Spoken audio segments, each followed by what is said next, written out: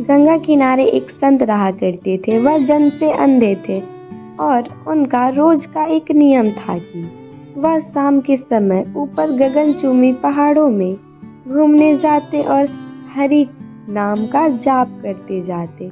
एक दिन उनके एक शिष्य ने उनसे पूछा, बाबा आप हर रोज इतने ऊंचे ऊंचे पहाड़ों पर घूमने हेतु जाते हैं, वहाँ बहुत गहरी गहरी खाइयाँ भी हैं और आपके आँखों से दिखाई नहीं देता, क्या आपको डर नहीं लगता अगर कभी पाँव फिसल गया तो?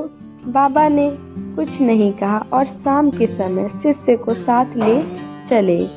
पहाड़ों के माथे थे तो बाबा ने शिष्य से कहा, जैसे ही कोई गहरी खाई आए तो बताना।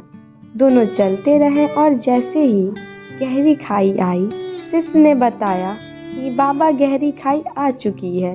बाबा ने कहा, मुझे इसमें धक्का दे दो। अब तो शिष्य इतना सुनते ही सकबका गया। उसने कहा, बाबा मैं आपको धक्का कैसे दे सकता हूँ, मैं ऐसा हरगिज नहीं कर सकता।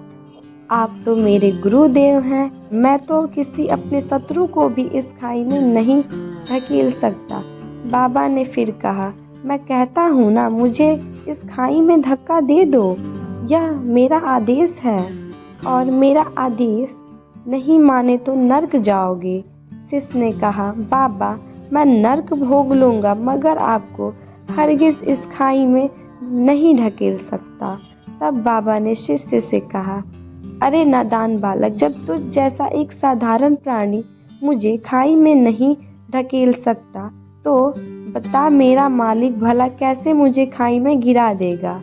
उसे तो सिर्फ गिरे हुए को उबारना आता है, गिरे हुए को उठाना आता है।